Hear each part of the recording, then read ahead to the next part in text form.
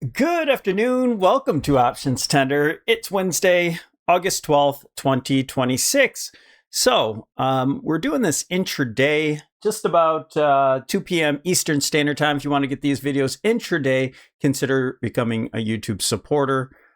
Just a few bucks. And then if you want to get these intricate educational videos, I hope you guys like the new format that I've been doing. I do the first part for the public on SPX and then the VIX. And then then I do the about an hour's worth of a video trying to educate on either the near term technicals matched with a little bit of fundamentals, and then individual names and indices. So today, after we're done with the SPX and the VIX, we're going to close out the session for members, and we're going to talk about the VIX and the Wyckoff accumulation, what zone that is and how it looks, the liquidity zone. We're going to look at gold. We entered a short position in gold today, doing very well on that so far. And then we'll check out SpaceX, NVIDIA, because I think they're coming to an end, a close here with the relative strength. And then if the market's going to go just a tad bit higher here, what's going to hold it up? And I think a good candidate for that may be a bounce in Apple and perhaps even a gap close. Okay. So let's just jump into it, you guys. We have SPX on the daily time frame. Yesterday, we did a lot of stuff on the breadth of the market. Check out yesterday's video. I'll post it up top. Okay, so SPX on the daily time frame. Here's where we left off with our public video. We added in this channel here. We're near that or at the channel top. If you go to logarithm linear, you'll notice that we're already at the top. But I meant to say we're in log right now, and we're getting into this area. We have a little bit of room left.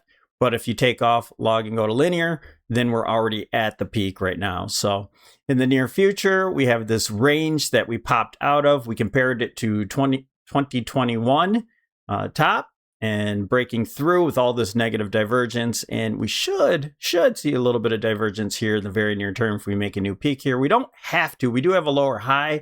There is a 1-2 bear setup in this. But my guess going into PPI, if we don't make that high today, then I think we'll get a little bit more of a pop with PPI. And if you want to use a fundamental storyline behind it, and we can take a look at this too. With CPI, we came in line with everything. It's a Goldilocks scenario. The consensus came in line with the actual, and so price was able to go higher. What if we get PPI to do the same thing?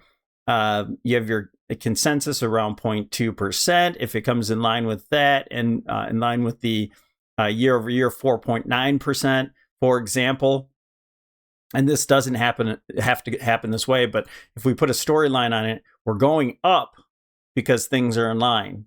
Okay, we perhaps could see what am I trying to say? The market move a little bit higher off of it. But what I think they'll realize, and this will play out, is that inflation is still increasing and it's way over the target range of 2%. So I know that you can spin this a couple different ways or so, but we'll be looking at that PPI data and such. But the big deal, whatever the data comes out, we're looking at the Fed. And you see that the target rates, it skewed. It was almost 50% equal that we would have got a rate hike that dropped. And maybe that's why the market is actually starting to head higher. So if you do get a shock from PPI, that inflation grew higher, Now you might see this pop back up. I'm not sure that that's the case. I'm still in the camp that at some point rates are going to drop significantly in order to break inflation. I do believe that that's the case at some point. I think the high rates that have been on are going to catch up, and we're going to see the economy come to a halt before anybody realizes it, and it'll be too late to, drop interest rates beforehand like President Trump wants to. Okay, and if we have time in this video, for the members, we will look at the dollar or rates. Now, I might have to hold on to that depending on how much time we have until tomorrow, but that will give us a little bit more content if we don't do it today to head out tomorrow. Okay, so enough of the fundamentals. I think that's all we want to cover on that aspect. A little later, we'll cover the Wyckoff accumulation number one, the schematic number one for the VIX. And so here's SPX. We looked at all of the indicators. In this very near term, I want to see a negative divergence happen. We do have a sell signal. We are seeing momentum still pointing to the upside. So you see they're going against each other. So that's why we're getting this sideways to up movement right now. All right, no need to look at all the others. That DMARC, we do have a 9 count so far. And if you want to see more in depth of what happened, check out yesterday's video. We went through all of this. I don't want to waste your time with things that we've already seen. Okay, so let's go over to VIX. And sorry, the candle itself, so far we're just in an inside candle. And you could, in the near term, just draw this nice little, this lovely little triangle.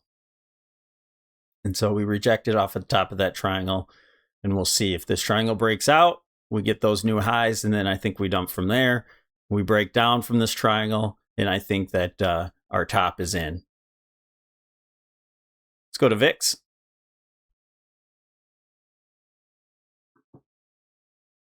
Make sure our moving averages are in here. Okay, now the VIX is breaking down from this wedge, this larger wedge. I don't think that will be the case. We might even see a wick through it.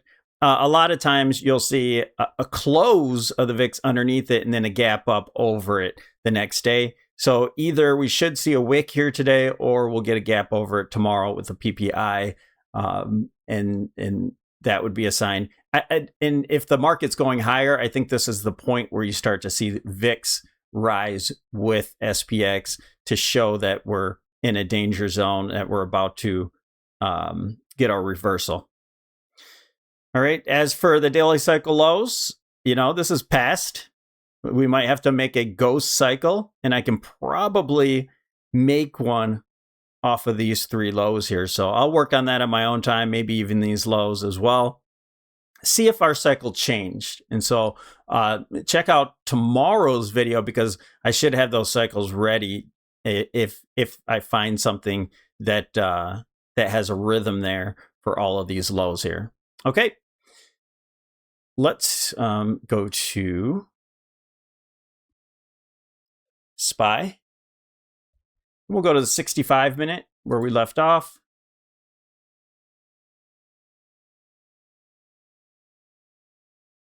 Here's our regular board. Here's where we left off with the public. Now you can see this peak here. I have a trend line from the all-time high here, from the former all-time high, and we'll see in confluence if the market makes it a little bit higher with our first major target from the near-term correction. And then there's your retracement. We keep banging on the 786, which that's the 1-2 setup. All right. And so we could have it a 1, 2, and we had lower. My guess is, because we're in a positive structure and position, is that this nice little triangle breaks to the upside, and we see something like this afterwards. There's our triangle, and then we're holding on. We're kind of trading around the Fibonacci But there's our Fibonacci extension, retracement extension at about 780. And that's where this all-time high to all-time high here connects. All right. And so you see the moving averages. We're back on top of them today. And we were showing in the Discord that we actually have a expanding ending wedge here, an expanding wedge. So if you take the lows off of that wedge, it worked well on SPX. I'm wondering if it, yeah. So you take the two lows, mark it with the near-term low that just happened, and we're right on it right now. I don't know if those are perfect, but we're right on it, basically holding on to that trend, hit the top here and still holding on to the trend along with the moving averages. So price action's getting real tight, and I think that will resolve tomorrow. All right, let's see if MACD, RSI. So we have our placeholder here from yesterday. We had the very near term negative divergence that gave us our correction that we have. And oh, look at that. You have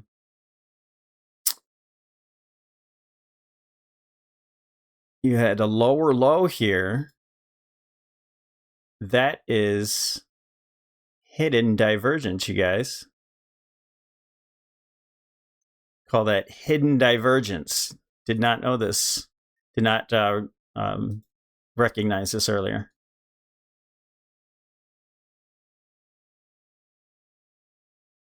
So with the lower low on RSI and the higher low in price action, that gives us a positive move. We are even more likely, in my opinion, that gave me just a little bit more confidence that we're going to see a brand new high here. But I still think we're going to get that negative divergence coming up afterwards, where we should reject from there. So nice. Okay. As well as the slow stochastic, we talked about yesterday that we should see a cycle higher from this point. And also the MACD V. We have a placeholder here. We don't have the divergence. We didn't make a new high. But I suspect that we will make a lower high, and then we should see the sell-off happen. Bollinger Band, again, real tight band, clearly with the sideways price movement. We'll see if that pushes out and then fails. I think it's a beautiful setup for a failed breakout. Money flow. We have a placeholder here again, if and when we get negative divergence. And DMARC.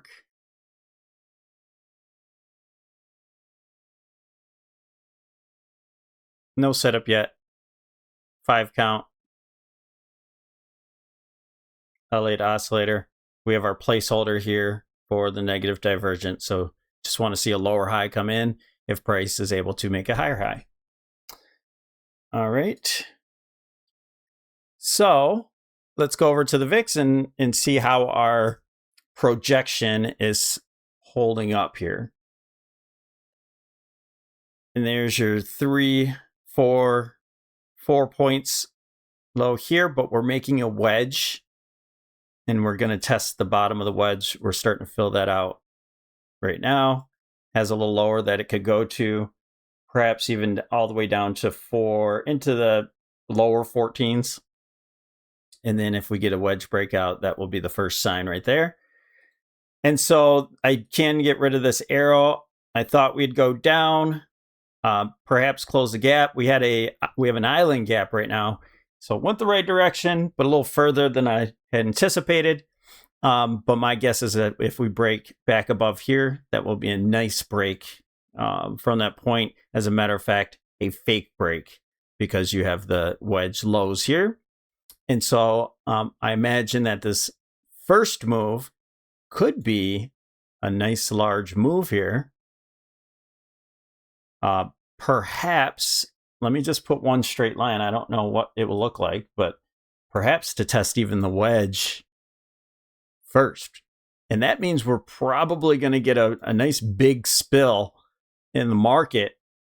And then I'll be looking for some sort of structure to the upside. Now, your typical situation would be that we have a move up, down, we start to form this market structure, and then we head higher from there. Well, we have to watch out because we have a catalyst and a possible fake break down low.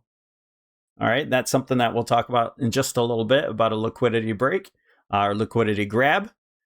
All right, but I suspect this is the pathway that could happen here. All right, you guys, that's it for the public video. If you want to join us, it's $10 a month for the longer version of the videos. I'm not doing these quite live yet because my schedule changes all the time, and I like to have these done when I am available to you instead of being stuck at one particular time.